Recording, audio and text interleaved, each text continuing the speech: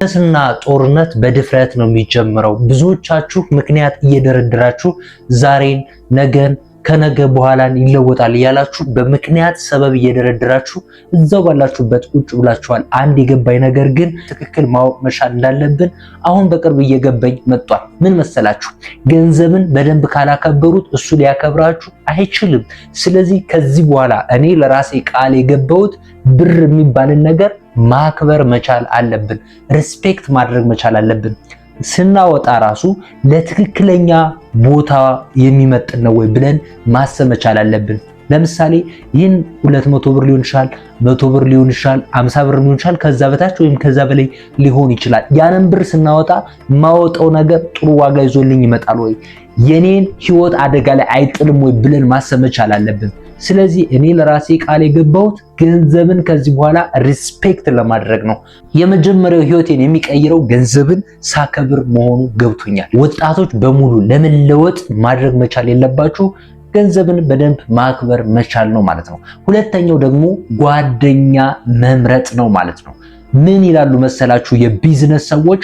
ከአምስት ድሃ ሰዎች ጋር ከዋልክ ስድስተኛው ድሃ የምትሆነው አንተ ነህ። ከአምስት ስኬታማ ሰዎች ጋር ከዋልክ ስድስተኛው ስኬታማ ትሆናለህ። ይህ አባባል በሌላ አባባል እንደኛ ባህል ወግ ስንወስደው ከአህያ ጋር የዋለች ጊደር ፈስተምራ ትመጣለች ማለት ነው። ታዲያ ፈስተምረ እንዳትመጣ ውሎህን ማስተካከል መቻል አለብህ ማለት ነው። ቁም ነገረኛ ከሆኑ ሰዎች ጋር በዙሪያ መከበብ አለበት ማለት ነው። ታዲያ አንተ የተሻለ ነገር ለማግኘት የተሻለ ነገር ለማምጣት ህይወትን አደጋ ላይ የሚጥል ሳይሆን ህይወትን ለማሳደግ ለማሻሻል የሚረዳ መሆን መቻል አለበት። ስለዚህ ይህን ነገር ለማሻሻል እናንተ ራሳችሁን ለማሳደግ የተሻለ ህይወት ለማምጣት የተሻለ አስተሳሰብ እንዲኖረን ከተፈለገ የመጀመሪያው የምንመርጠው ጓደኛ የሚያሳድገን መሆን መቻል አለበት። ስለዚህ ጓደኛ መምረጥ መቻል አለበት። ሌላኛው ደግሞ ሪስክ ኳልኩሌት ማድረግ መቻል ነው። ብዙዎቻችን እንግዲህ እንፈራለን፣ የሆነ ነገር ሲሆን እንፈራለን። ህይወታችሁን የሚቀየረው ነገር እመኑኝ ያስፈራል። ለምሳሌ ከታች ክላስ ጀምራችሁ 8ኛ ክፍል፣ 10ኛ ክፍል፣ 12ኛ ክፍል ስትፈተኑ እኮ ያስፈራል። ለምሳሌ ከ8ኛ ክፍል ጀምራችሁ 10ኛ ክፍል፣ 12ኛ ክፍል በቃ በጣም የሆነ ፍርሃት አለው። ካለፋችሁት በኋላ ደስ ይላል። ከዛ ዩኒቨርሲቲ ገብታችሁ ስትማሩ በጣም ያስፈራል፣ ሪስክ አለው ምናምን አይደለ? ግን ምን ታረጋላችሁ? ኳልኩሌትን ታረጋላችሁ። ቀድማችሁ ታነባላችሁ፣ ኖቶችን ታወጣላችሁ፣ መምህራችሁን በደንብ ታዳምጣላችሁ። ከዛ የምትፈልጉት ጎል ላይ ትደርሳላችሁ ማለት ነው። ከዛስ ችግሩ አሁን የተግባር ስራ ከግቢ ከወጣን በኋላ ነው ማለት ነው። ስለዚህ ራሳችንን ፈልገን ማግኘት አልቻልንም ማለት ነው። ስለዚህ ራሳችንን ፈልገን ለማግኘት ኳልኩሌትድ የሆነ ሪስክ ደግሞ ያስፈልጋል። ነገ እኔ ዛሬ ብቀመጥ ምን ይሆናል፣ እኔ ዛሬ ባልንቀሳቀስ ምን ይሆናል ብሎ ማሰብ መቻል እንዳለብን አሁን ገብቶኛል ማለት ነው። ስለዚህ ሁላችንም እጅግ በጣም ወሳኝ የሆነ ነገር አለልን። ዩቲዩብ ከፍተን እንንቀሳቀስ። እኔ ቲክቶክ አጠቃቀሜ አሁን እያስተካከልኩ ነው። ለምሳሌ ብዙ ጊዜ ቲክቶክ ለማየት ብዙም አልጓጓም፣ ምናልባት ራሴ ቪዲዮ ለመፖስት ካልሆነ በስተቀር። ቴሌግራም ላይ ብዙ ቻት የማድረግ ነገር አቁሜያለሁ፣ ምክንያቱም ለህይወቴ ያለ ለውጥ ስላላመጣሁበት። ብዙ ሜሴጅ መጻጻፍ አቁሜያለሁ፣ ምክንያቱም ለህይወቴ አንዳች ነገር ፋይዳ የለውም። ጊዜን ማቃጠል ብቻ ነው። ስለዚህ ጊዜን የሚቆጥብልኝ በተለይ በዲጂታል ዓለሙ አሁን መጠቀም ያሉብኝ ብዙ ዋጋን መክፈል ያለብኝ ነገሮች እንዳሉ አሁን ተረድቻለሁ። ስለዚህ እናንተም እንደኔ ተረድታችሁ ዩቲዩብን ጀምራችሁ ዩቲዩብ ደግሞ እንግዲህ ከ1000 ሰብስክራይበር በላይ እንዲኖራችሁ ማድረግ መቻል ነው። ይህ ለኔ ብዙ ዋጋ አስተምሮኛል፣ ብዙ ልፋት አድርጌበታለሁ። ዩቲዩብ ብዙ ነገር እያስተማረኝ ነው ማለት ነው። እናንተም እንደኔ ለመማር ከፈለጋችሁ ራሳችሁ ዝግጁ ካደረጋችሁ ኢንተርኔትን በአግባቡ መጠቀም መቻል አለባችሁ። ኢንተርኔትን በአግባቡ ከተጠቀምነው ልክ እንደ ሰዓት በሉት። ኢንተርኔት በአጠቃላይ ዩቲዩብ፣ ቲክቶክ፣ ሌሎች ሶሻል ሚዲያዎች እንደ እሳት ናቸው ማለት ነው። እሳትን በአግባቡ ከተጠቀምነው ምግብ እናበስልበታለን። እጃችንን ብንከተው ደግሞ እኛን ያበስለናል ማለት ነው። አሁን ዩቲዩብም ቲክቶክም ሌሎች ሶሻል ሚዲያዎችንም ራሳችሁ ልክ ለጥሩ ነገር ከተጠቀማችሁበት እውቀት ትጨምሩበታላችሁ፣ ጥበብ ታገኙበታላችሁ፣ ስኪል ታገኙበታላችሁ። በተለይ እኔ አሁን ዩቲዩብ እያንዳንዱ ነገር ስፈልግ ሰው ብዙ ጊዜ መጠየቅ አቁሜያለሁ። ምክንያቱም ዩቲዩብ ላይ የሌለ ነገር የለም። ዶሮ ለመስራት እኔ ቀጥታ ዩቲዩብ ላይ ነው ሰርች አድርጌ ዶሮ እንዴት ይገነጠላል፣ አገነጣጠል አለዋል፣ ዶሮ እንዴት ይሰራል የሚለውን በቀጥታ ያወቁት ከዩቲዩብ ነው ማለት ነው። ስለዚህ አንድ ዩቲዩብ ገራሚ የሆነ መምህር ነው ማለት ነው። ከዛ በተጨማሪ ደግሞ አሁን ኤአይ ቴክኖሎጂዎች ጨምሯል። ቻት ጂፒቲ፣ ጉግል ጀሚናይ፣ ሌሎቹም ማለት ነው። ስለዚህ እነሱ መጠቀም ነው። ምን ላድርግ ብትሏቸው እያንዳንዱን ነገር በደንብ ያስረዳቸዋል ማለት ነው። ስለዚህ ለመረዳት ለማወቅ ዝግጁ ከሆን ኦፕን ማይንድድ ከሆን ህይወታችን የተስተካከለ ይሆናል።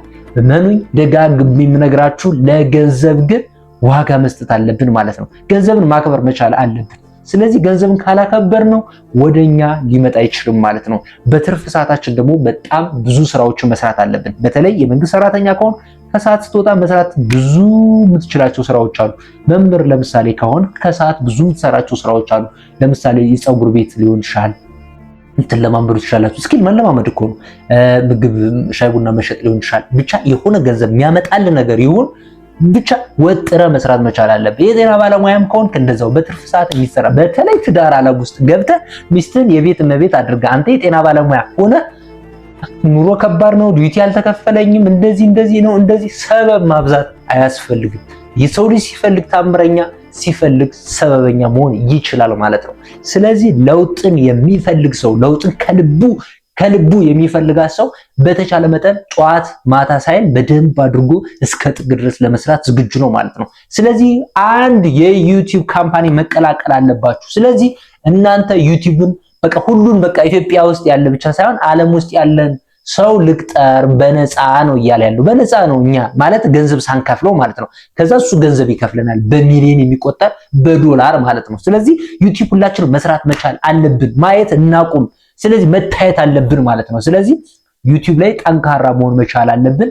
ምናልባት ይሄንን ስነግራችሁ በቃ ቀላቀለብን እንደዚህ ምናምን ልትሉ ትችላላችሁ። እሱ የእናንተ ኢጎ ነው። እኔ ማንም ሰው የፈለገው ማለት ይችላል። ለራሴ እኔ በቂ ነኝ፣ ለሳሚላላ ራሱ በቂ ነው ብዬ ነው ራሴ ማምነው። ህይወት ይቀየራል፣ ይሳካል፣ ይቻላል።